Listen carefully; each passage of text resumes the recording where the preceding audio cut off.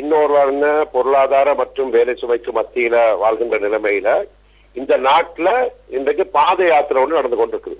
இது அதிகாரம் சம்பந்தப்பட்ட ஒரு பேராசை அல்லது அதிகாரத்தை இழந்த துக்கத்தை மீட்டுக் கொள்வதற்கு ஒரு சந்தர்ப்பம், அப்படியெல்லாம் கூட நாங்க பாக்குறோம் மலையகத்திலிருந்து. ஆகவே இந்த நாட்டுல சுதந்திரம் இருக்குது. இது ஜனநாயக சோச குடியரசு நாடு.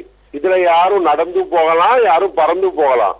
ஆனால் இனவாதத்தை தூண்டும் விதத்திலே, இது ஜூலை மாதம் என்பதால் 1983 ஜூலை எங்களுக்கு ஞாபகம் வருகின்றது.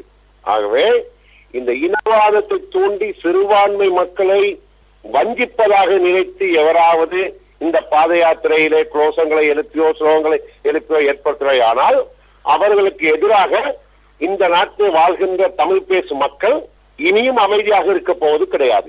ஆகவே அந்த பொறுத்தது போதும் என்ற எண்ணத்தில் தான் இன்று தமிழ் மக்கள் இந்த நாட்டை வாழ்ந்து கொண்டிருக்கின்றார்கள். விசேடமாக மலையக மக்கள், வடகிழக்கு மக்கள், கொழும்பு வாழ் தமிழ் மக்கள் யாராக இருந்தாலும் சரி, முஸ்லிம் சகோதரர்கள் உட்பட எக்காரணம் கொண்டும் இந்த பாத யாத்திரை மூலமாக சிறுபான்மை மக்களுக்கு விளைவிக்கக்கூடிய வகையிலோ அல்லது இந்த நாட்டிலே மீண்டும் ஒரு இனவாதத்தை ஏற்படுத்துவதற்கு எவராவது முயற்சிப்பார்களே, ஆனால் நாங்கள் சிறுபான்மை மக்களுடைய பிரதிநிதி என்ற வகையிலே இதனை ஜீரணித்துக் கொள்ளும் அளவுக்கு நாம் இல்லை என்பதை மிகவும் தெளிவாக நான் கூறிக்கொள்ள விரும்புகின்றேன்.